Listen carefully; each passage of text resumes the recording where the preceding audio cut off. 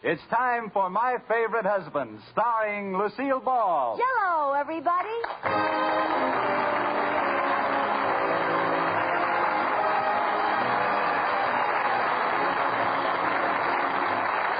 Yes, it's the Gay Family series starring Lucille Ball with Richard Denning, transcribed and brought to you by the Jello family of desserts. J-E-L-L. Oh, the big red letters stand for the Jello family. Oh, the big red letters stand for the Jello family. That's Jello. Yum, yum, yum. Jello pudding. Yum, yum, yum. Jello tapioca pudding. Yes, sirree. And now Lucille Ball with Richard Denning as Liz and George Cooper. Two people who live together and like it.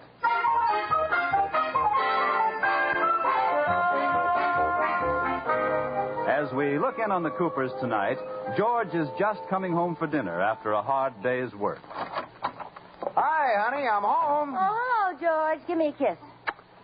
Oh, boy, am I glad the day's over. I'm going to take a nice hot shower and pile into bed. Oh, George, we're going to dinner at the Atterberries. Oh, I forgot. Can't we get out of it? No, they're having us over to meet somebody, a writer. Is Iris on a culture kick again? Oh, she's like a cat, always dragging home dead literary birds. Well, she says this writer's very famous and interesting. Writers are all alike. What do you bet this one will be an opinionated jerk in baggy tweeds with a smelly pipe and a beard? I'll bet you $1 million this one is a woman. Well, I suppose we'll have to go and spend a boring evening. What's her name? Margaret Baldwin. Margaret Baldwin. Mm-hmm. Baldwin? Hey, not old Maggie Baldwin. I went to college with her. Oh?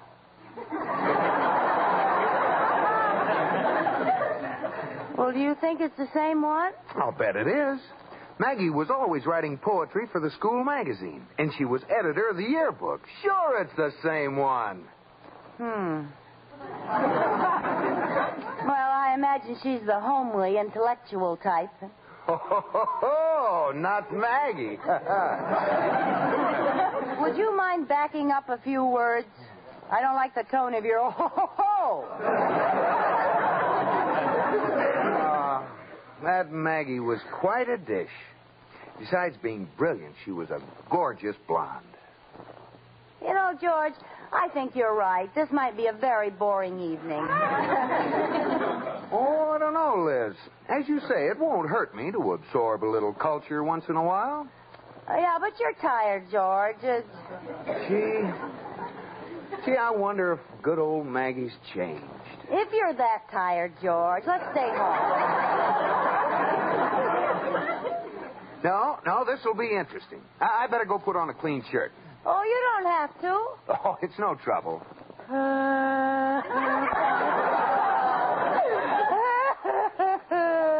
Now what's the matter? You didn't put on a clean shirt last night when you went out to dinner with me.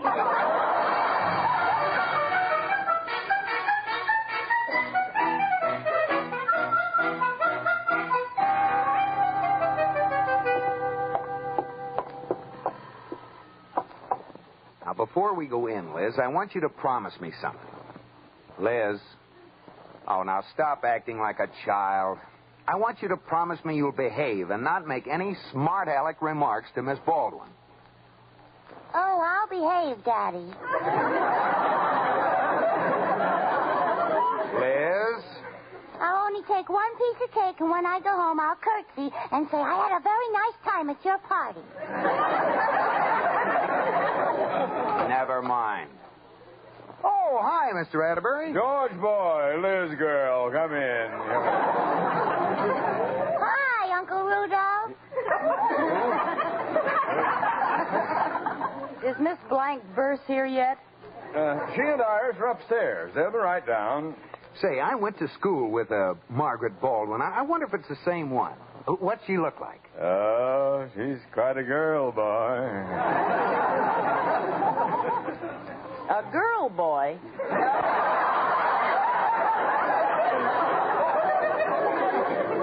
She used to be real good looking. Yeah, she still is.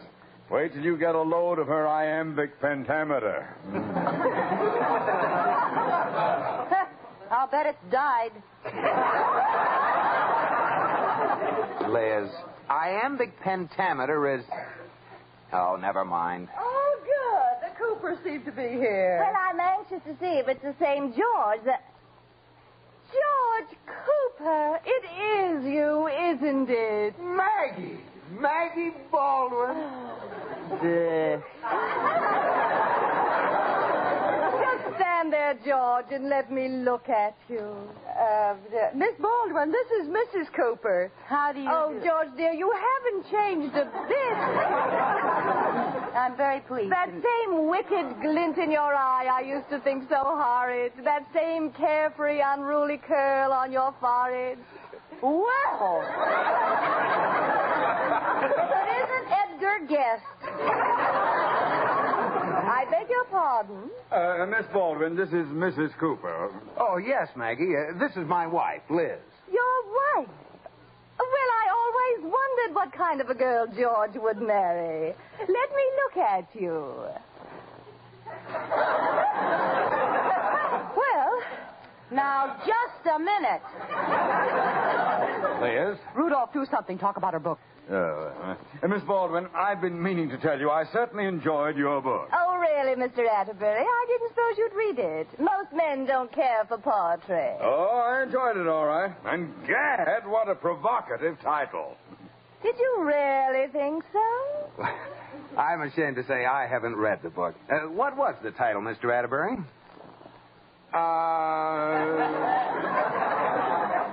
Yes. Well, let Miss Baldwin tell you. She can say it with more meaning than I can. What was the title, Maggie? Poems.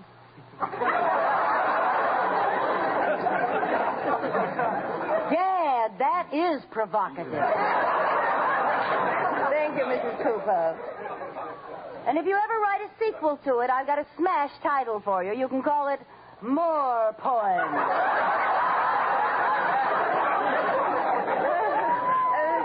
Miss Baldwin, didn't I read something about you judging a playwriting contest on the local radio station? Oh, yes. The purpose of my trip is really to stimulate interest in the art of writing. This radio contest is a helping hand we professionals lend to beginners. That's nice. Very sporting. I'm also giving a lecture at Town Hall on how to get the most out of Kipling. I knew she kippled the minute I saw her. Liz. Now, tell me, Maggie, Yes? what have you been doing all these years? Oh, exciting, vital things. I've been to Europe 5 times. No. Yes. Something keeps pulling me back to Paris. What'd you do, get your girdle caught on the Eiffel Tower? As a matter of fact, George, I've continued my education, too. Now it's Margaret Baldwin, Ph.D. Ph.D.? You know what that means, Liz? Yes, Margaret Baldwin, FUD.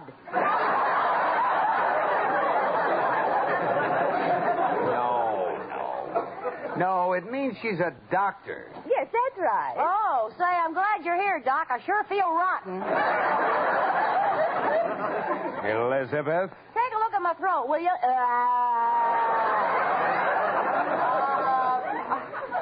I think we better go into dinner. I think so, too. Maggie, will you take my arm? Oh, thank you. My arm, Lotus Bud? Oh, thank you, Rudolph. Will you take my arm, Liz? What, that skinny old thing? Well, all right. Ow! Not so tight. You're pinching.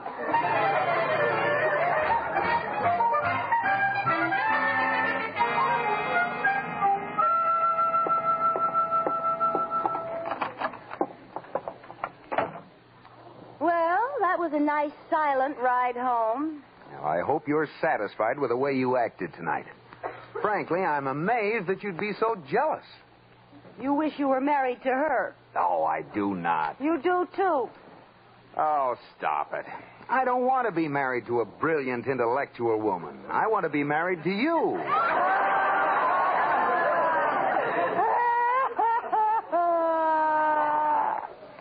honey. I'm sorry. I didn't mean it the way it sounded. I love you. Well, I don't blame you for being attracted to her. But don't forget, I gave up my writing career to devote myself to marriage. Your writing career? Yes. I used to write, and well, too. You may not know it, but you're looking at the president of the Shortridge High School Scroll and Quill Club. Oh, is that all? Is that all? I won the senior class essay contest. I was on my way to becoming a shining literary light. Well, what happened? I married you and cut off my current. I apologize to posterity. I gained a wife, and the world lost a great writer. You don't believe me, do you? Well, I still have a copy of that essay in my scrapbook. I'll show you. Oh, Liz, I'm tired. Right here. Here it is. Thoughts of a graduating senior. As graduation approaches, there is a lump in my throat. My head is in the clouds, but my feet are on the ground as I stand at the crossroads, looking backwards and facing the future with a smile.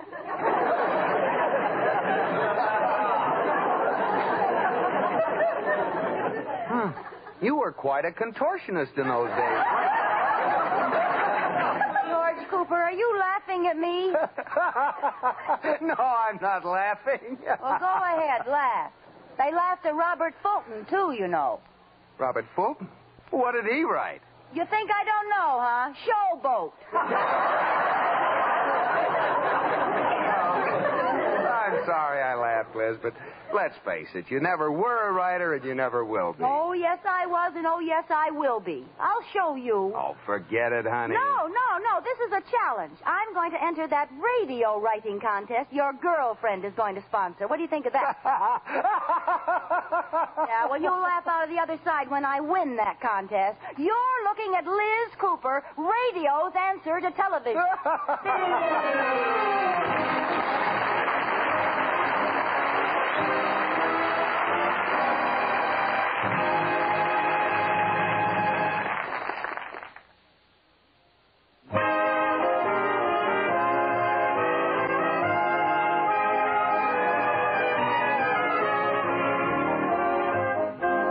As we return to the Coopers, we find Liz anxiously waiting for a phone call which will tell her whether she won the radio script writing contest or not. Oh, I wish they'd hurry and call, George. I haven't left this telephone all day. Oh, there it is. That's them. I've won. Where's the telephone? Where's the telephone, George? Where's the phone? In your hand. You're running around the room with it. Oh. Hello? Oh, it's them, George. Yes? Yes? This is Elizabeth Shakespeare. Shakespeare? I used the pen name. What? I did? I am? Oh, George, I won. I'm one of 3 finalists. Good. Out of how many? Out of how many? Oh. Tomorrow night, huh? Yes, I'll be there. Oh, thank you. Goodbye. Oh, George, I can't believe it. They're going to put the 3 best scripts on the air tomorrow night and then pick the winner. And I came in 3rd. Out of how many? Imagine me having my script done on the air. Out of how many? Liz, how many scripts were submitted? 3. Oh, you have to go and spoil everything. Oh, honey. I think it's wonderful, really. I'll be glued to the radio. I wouldn't miss hearing it for the world. Well, don't worry, you won't. You're going to be in it, and so are the Atterberries. What? We have to furnish our own cast, all amateurs. Well, count me out. I'm not appearing on any radio show. Oh, George, who will I get? The part calls for a handsome, dashing adventurer who sweeps all the girls off their feet with his great personal charm. Well, what are you standing there for? Let's call the Atterburys and get started.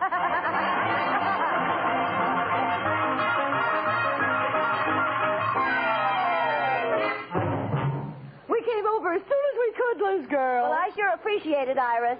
A lot of silly foolishness, dragging me out on a cold night to be in some silly play. Don't let him kid you, Liz. As soon as I told him about it, he pushed me aside, ran up to the attic, and started looking for his tights. Shouting at the top of his lungs, to be or not to be. Please, Iris, that's not the way to say it. To be or not to be. That is the question.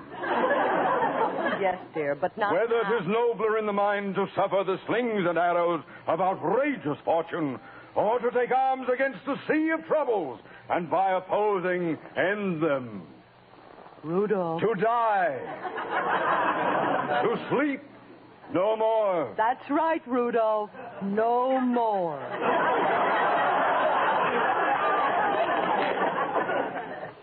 Lotus Bud.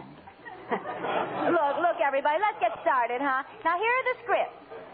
See, it's a mystery soap opera entitled John's Other Whistler.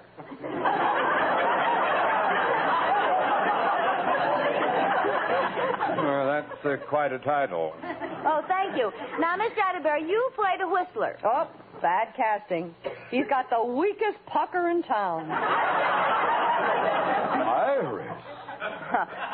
Well, he doesn't have to whistle. Now, George. I know, I'm John. Yes, an elderly gentleman, 75 years old, who gets killed at the end of the first act. Now, Iris, Just a minute. You said I had the leading part. You have. You're lying right there the whole time. We talk about you. Iris, you play John's wife, 73-year-old Madge. Thanks a lot. Well, John, we sure got stuck.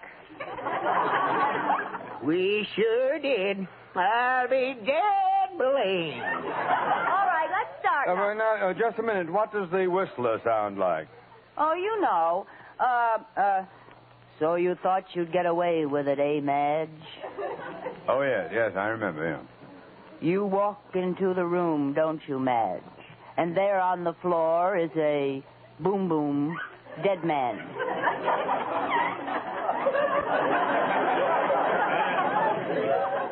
What's that boom-boom business? Well, I don't know, but if there isn't a boom-boom, it isn't a whistler.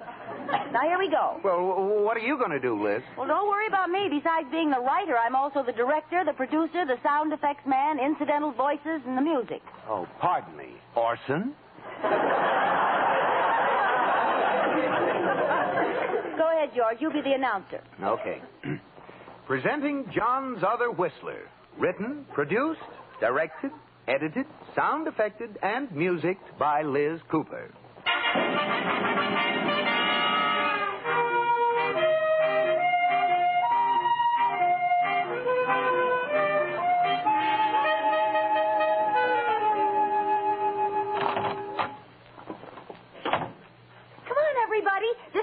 Where we're supposed to go. Isn't this exciting, Rudolph? Oh, just another opening night, Lotus Bud. Do you have a sore leg, Mr. Atterbury? You're walking funny. Yeah. You won't believe it, but he's got his tights on under his pants. What for? Well, I just wanted to be prepared, that's all. In case of an emergency, I can strip down and do Hamlet. Oh, here comes Maggie. Hello, George, Iris, Rudolph. What are you doing here? I was waiting for Miss Shakespeare. Speaking. You? Yes. Surprised, aren't you? Well, I scheduled your play first. We'd better go on to the studio. Okay, give us our scripts. Scripts? You're supposed to bring them with you. Oh, no. I thought you'd have them all typed and ready for us. Oh, dear, no scripts. What do we do? If I may make a suggestion, I'd be more than glad to give my rendition You keep of your Hamlet. pants on, Mr. Atterbury. I'll run home and get the script. No, there's no time for that. Your only chance is to go into one of these offices and type up copies. Okay, come on. Where's the typewriter?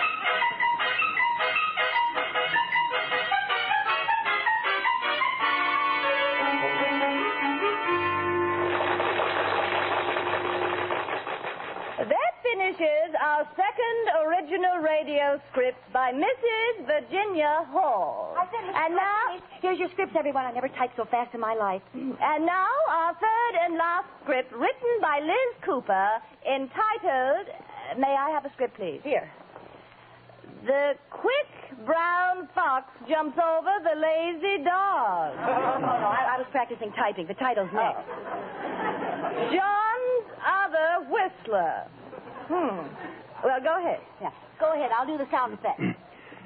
This is the story of John and Madge, two people who live together and loathe it. As we look in on them today, Madge is saying, John, we've been married 65 years today, and there's something I think you should know. What? I don't like you.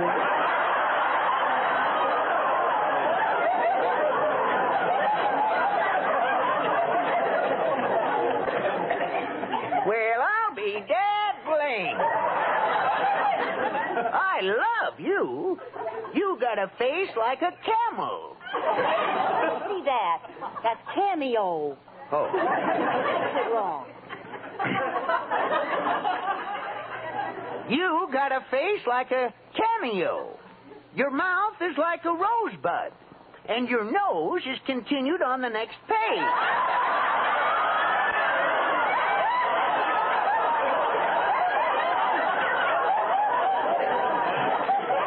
Correction, don't read that. Your nose is like a button. I don't care. I'm leaving. I got me another liver.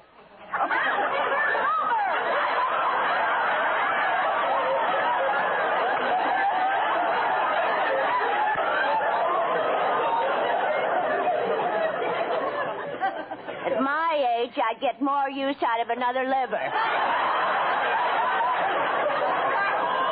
Iris, will you please just read what's on the paper? Now go ahead. I'm sorry, John. My mind's made up.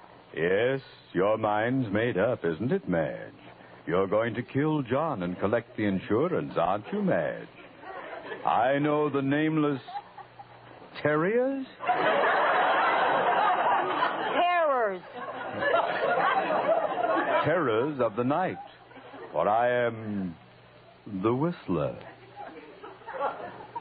Liz, you have a sound effect here. Oh, I forgot. Take it again. Yeah. For I am the Whistler.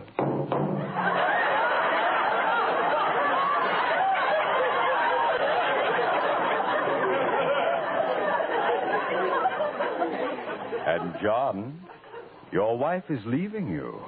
What have you to say to that? What have you to say to that? Nothing. My line's been left out.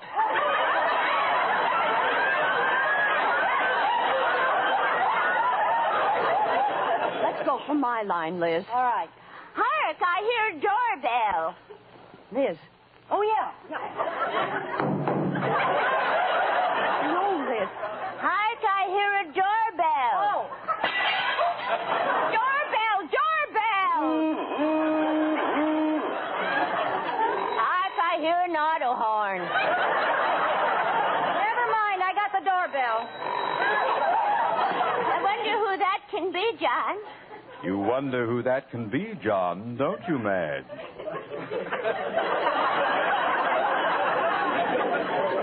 So do I. That's the last page I've got. Say something. Yeah. To be or not to be.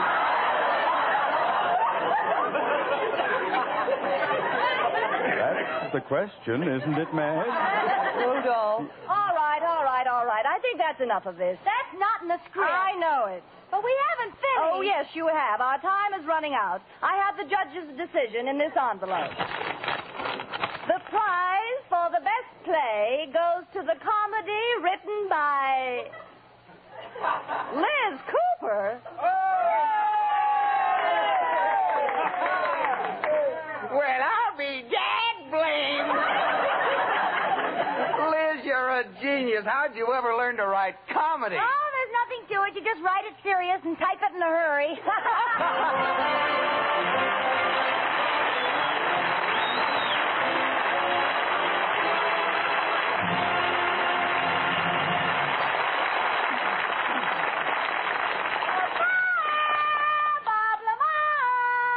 Yes, Lucille.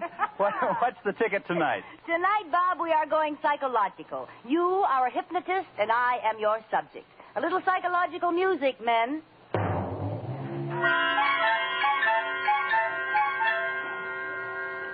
You must be the subject they sent over for my experiment. I'm going to hypnotize you and change your personality. No. Yes. Now read this. Hello. That's Jell-O. Oh. I wondered why hello came in 6 delicious flavors.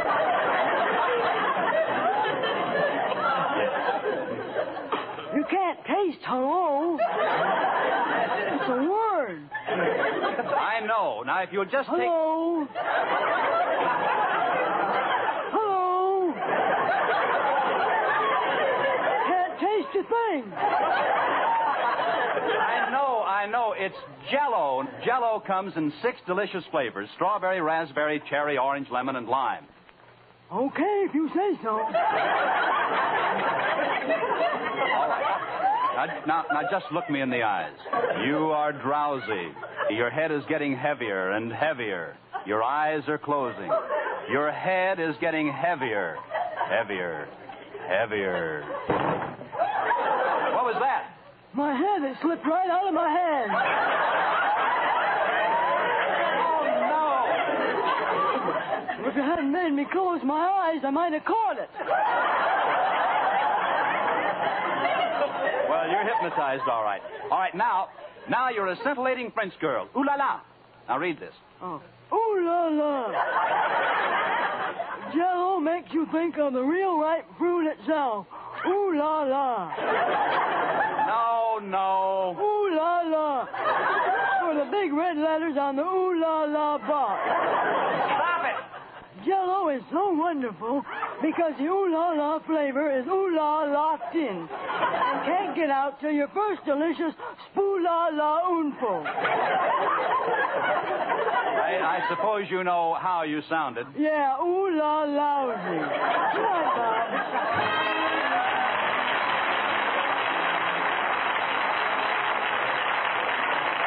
You have been listening to My Favorite Husband, starring Lucille Ball with Richard Denning, and based on characters created by Isabel Scott Rorick.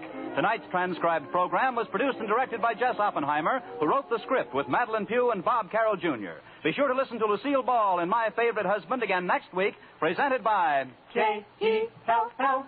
Oh, the big red letters stand for the Jell-O family. Oh, the big red letters stand for the Jell-O family. That's Jell-O. Yum, yum, yum. Jell-O pudding. Yum, yum, yum. Jell-O tapioca pudding. Yes, sirree. Bob Lamont speaking. This is CBS, the Columbia Broadcasting System.